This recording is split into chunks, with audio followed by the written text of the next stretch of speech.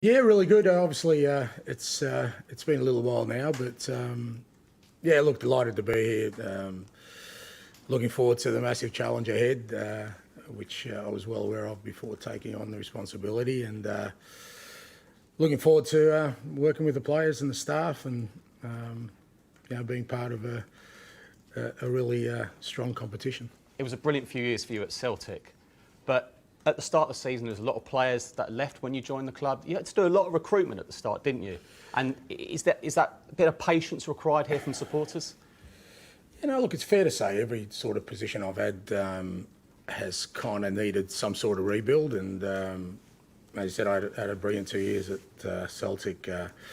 Loved every minute of it, but it was challenging, particularly at the start. And I don't know if it's about patience. I mean, you can't ask people to feel a certain way or to sort of dampen expectations. I think what I've tried to do wherever I've been, and including Celtic, is allow them to form their own opinion with what they see rather than what I say. And like I said, we had a massive rebuild at Celtic, but I think at the beginning, even though the results weren't there, the supporters could see what we were trying to do and got behind us. And I don't know whether it's going to be a rocky start for us or a good start for us, but either way, my hope and my desire and what I'm going to try and do is give our supporters hope and belief that we're going to embark on something special.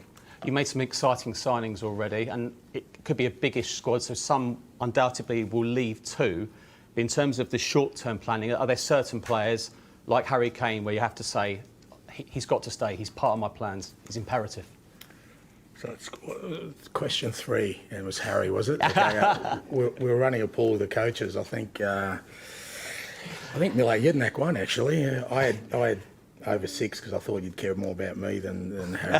But, no, look, I think in terms of the squad, as I said, it's fair to say, I think the reason that I'm here is because, the club is seeking change, change in direction, change in, the way we do things, and that usually transpires in the change in personnel, squad and players and staff. And, within that context, my role right at this minute is to deal with what's in front of me, the certainties I have, knowing that there are going to be many uncertainties, and trying to tick off one by one, the path forward for us. And that is, what our squad's going to look like.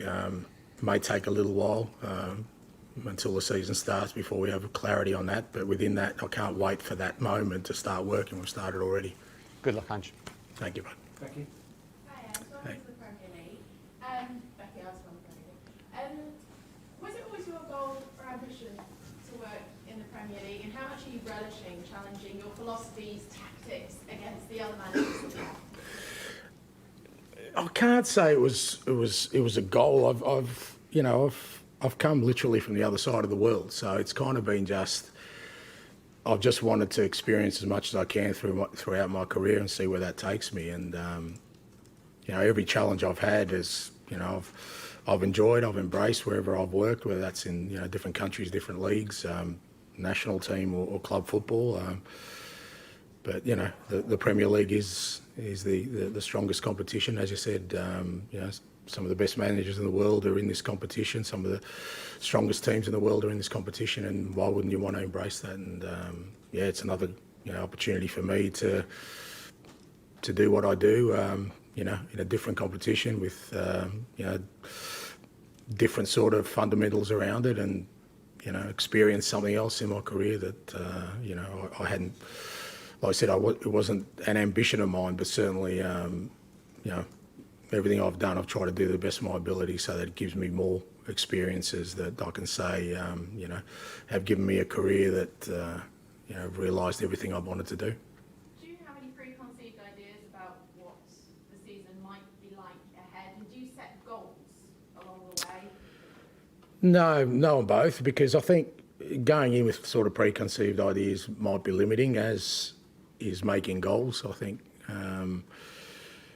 again, from the outset, what's important is that we try and establish some sort of key principles of who we want to be, first of all. And not just in the way we play, the way we behave, the way we train, the way we interact with one another, the way we interact with everyone else, and then see where that takes us.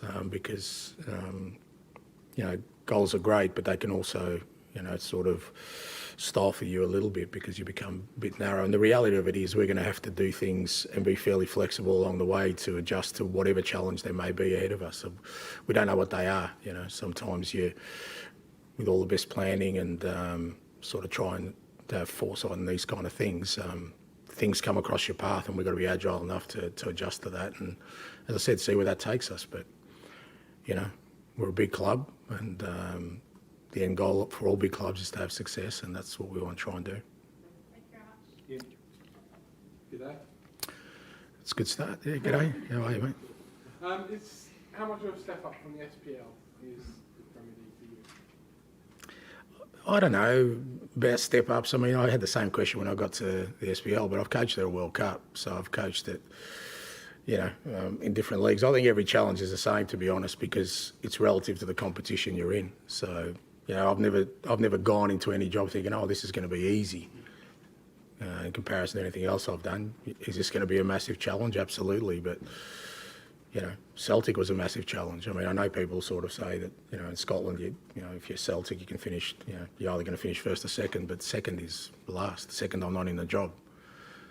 So you have to finish first. So that's irrespective of kind of what outside thoughts are, there's still a demand there, and it's not just about winning, it's a manner in which you win as well. There's an expectation around your way you play your football, particularly for me, who I'm pretty explicit in saying I want my teams to play a certain way, so that has to be reflective of how we do things. So I've never seen anything I've done as a step up. I just see it as a different challenge, a different set of circumstances, because with every what other people perceive as a step up in level, you're working with also better players and a bigger organisation, more resources, so all those kind of things are relative. So I don't dismiss any success at any level for anybody in life, because as I said, I can guarantee you even the lowest levels of what we perceive, whether that's football or life, somebody is grafting to be successful against the relative competition. So, I've never seen it as a step up. I just see it as a new challenge for me.